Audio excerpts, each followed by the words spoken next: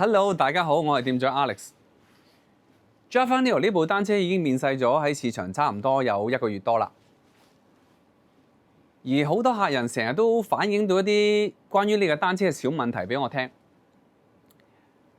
例如係佢哋經過啲凹凸不平嘅路面嘅時候呢，我講緊推車啊推動一啲比較唔平坦嘅路面啦，佢會發現咗一啲嗒嗒嗒嗒嗒嗒嗒嘅聲音。但係佢去翻平路嘅時候，佢又冇咗喎。嗱，呢啲聲音咧，佢哋就覺得有啲困擾，覺得會唔會係架單車出現咩問題咧？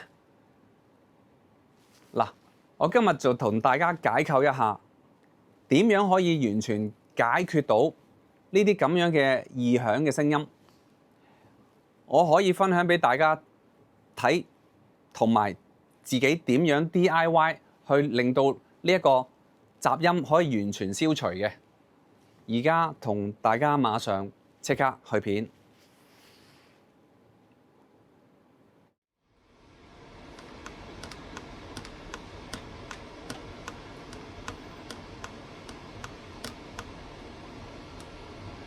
原來呢啲虛位就連英國 Brandon 都會有嘅。坊間咧有好多客人就用咗啲唔同嘅方法啦，例如喺呢條罅裏邊啦，加咗啲保護貼啦，又或者成個避震交換咗佢啦。咁原來佢哋都未可以解決到呢一個嗒嗒嗒嗒嗒呢個問題。咁我就諗到一個唔錯嘅方法，而家分享俾大家聽一聽，睇下幫唔幫到大家。我哋將呢個吸震膠鏈外殼拆咗出嚟先。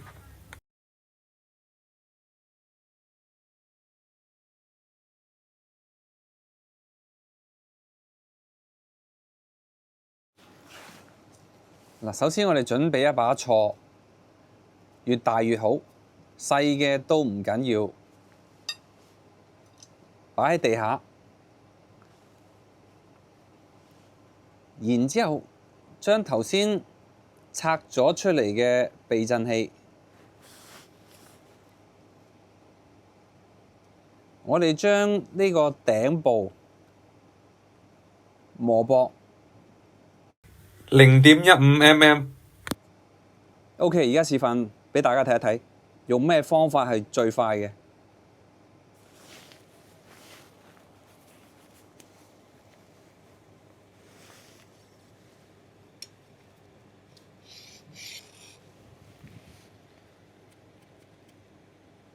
嗱，依家已經變咗銀色啦，或者我哋攞開呢個避震膠先，擺埋一邊先，平水一啲去磨佢咯。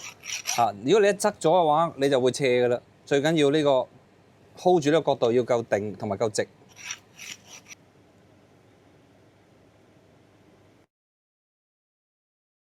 呢個橡膠佢個螺絲窿咧，相對好 fit 位嘅，咁最好有電批啦。如果你揾支六角匙去收嘅話咧，就收好耐先可以落到去嘅。好啦，而家我哋裝翻上去。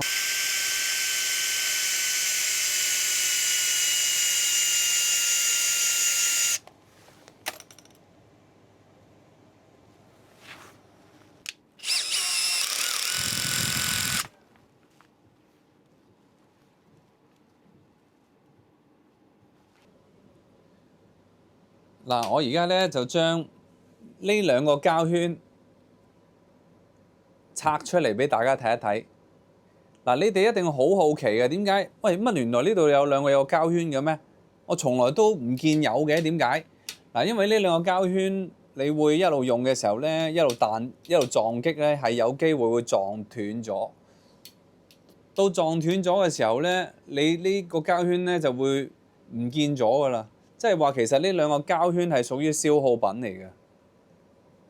所以如果你話我翻去睇一睇自己嘅單車，咦，發覺喂唔見咗兩個膠圈嘅，哦，究竟係工廠冇俾你啊，還是係你甩咗啊，定係你用下佢爛咗呢？咁其實我話俾你聽係3個可能性都有嘅。我而家拆兩個膠圈出嚟俾大家睇睇。嗱，首先你攞隻手指打橫燙一燙佢，就可以攞出嚟㗎啦。嗱，膠圈已經攞咗出嚟啦，喺我掌心裏，攞埋呢邊。嗱，兩個膠圈喺我手中。首先，你喺你部單車度將兩個原裝嘅膠喉嘴帽攞出嚟先。我稍後會話俾大家聽到底點樣做。OK？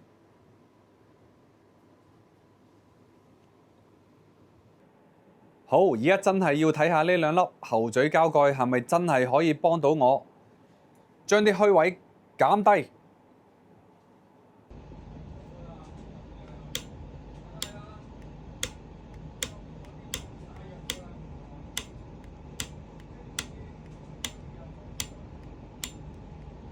而家 show 俾大家睇一睇，到底 work 唔 work？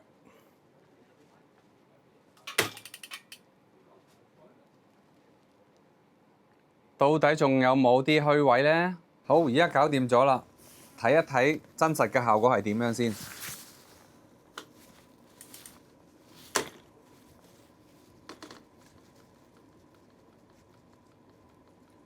虛位仲剩翻大概1成左右啦，好合理啊！嗱，如果虛位完全係冇晒嘅話呢，咁第日呢一個勾呢，佢就冇咁容易可以彈得翻上去噶啦。所以我哋唔可以做到咁 fit 嘅。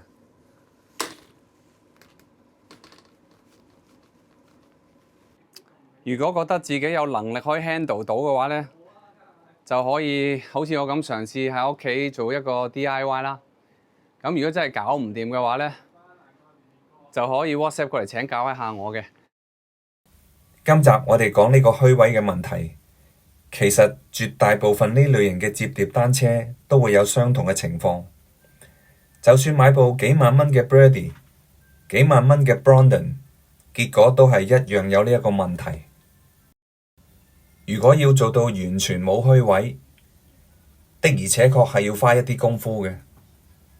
如果真係唔鍾意太多虛位嘅車友們，可以參考我呢個方法，可以減去90%嘅虛位，其實都已經係非常之唔錯㗎喇。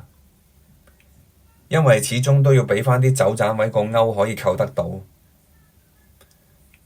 好，今集講到呢一度，我店長 Alex 仍然會繼續努力喺呢個單車頻道同大家 share 單車資訊嘅。下集我哋再見，拜拜。